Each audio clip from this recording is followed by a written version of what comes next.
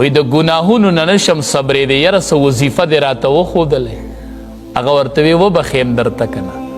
خو زما یو خدمت پکی هله به درته بیا وظیفه خیم وی وبه یې کما وی څه خدمت دی دی وی د دې بازار نه اپله یو کس دی زه به پیالی کې پی در کوم دا پی به هغې کس له وړي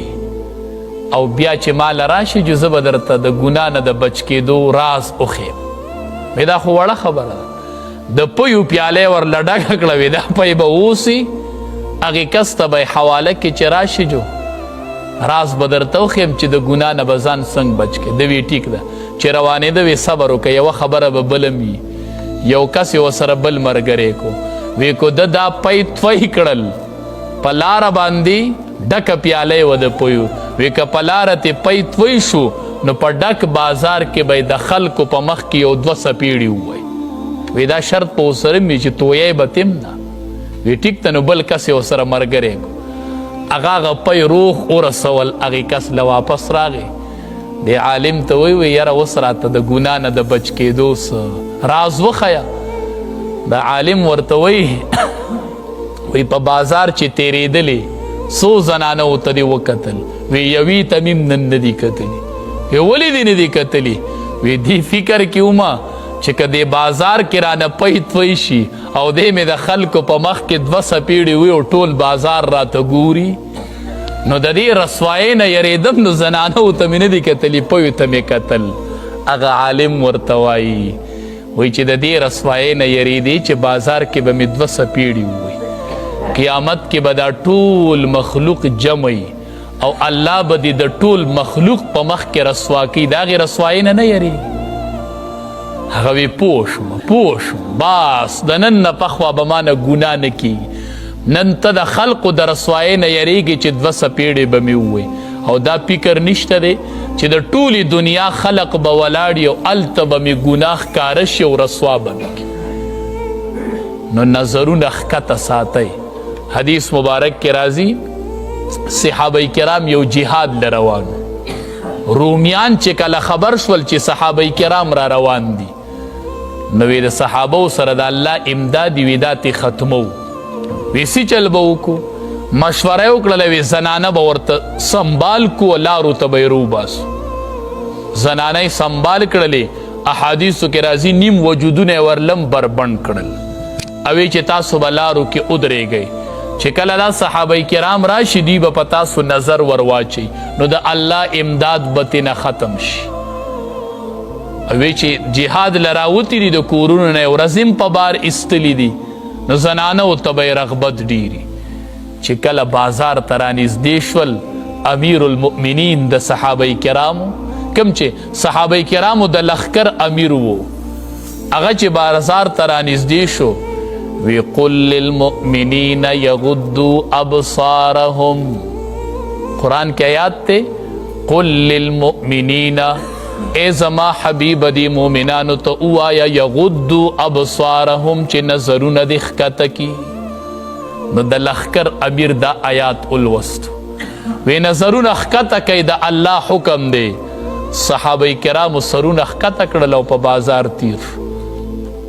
علما وایي چې کله مدینې منورې ته رالل صحابه کرام نو خلقو ته تپوسونه کول وی پلان کې بخار کې دنګ دنګ بلډینګونه هغه هم لیدلي وو هغې ورته وی چې مونږ بازار ته نږدې شو زمونږ د امیر د خولې نه دا آیات راغی یغضوا ابصارهم نظرونه ښکته کوي وی مونږ نظرونه داسې ښکته کړي وو چې مونږ د ښار آبادي نه ده لیدلې چې دا څومره آبادي وه چې آبادۍ نه دی لیدلی نو زنانه به یې څه لیدلي نو ولا تقربوا الفواحش ما ظهر منها وما بطن ولا تقربوا الفواحش من نږدې کیږئ هغې بې حیاییو ته ما هغه بې حیایي ظهر منها چې هغه څرګنده وي او ښکاره وي ښکاره بې حیاییو ته هم مه نږدې کیږئ وما بطن او مه نږدې کیږئ هغې بې حیاییو ته چې هغه پټه وي ولا تقتلوا النفس التي موجنه نفس اغا حرم الله چې الله حرام کړی دی وجل د هغه په تاسو باندې الا بالحق مگر په حق سره. یو مسلمان ته د بل مسلمان د وجلو اجازت نشته دی الا بالحق مگر په حق سره. درې خبرې دي چې په دې اجازت شته چې بیا مسلمان وجلی شي. یو خبره دا ده چې کله دیر شادي شدی او د زنا وکړله نو د وجل بیا چې اسلامی قانون اجازت ته چې دی سنگسار شي، دا طریقه ده. دویم چې کله دی بل کس ووجني نو قصاصن چې اسلامی قانوني نو دی به د هغې په بدله کې وجلی شي. دریم چې کله دی مرتد شي، اسلام پریدي، بادشاهي وقت پورته وي راوړه ټیم به ورته ورکي،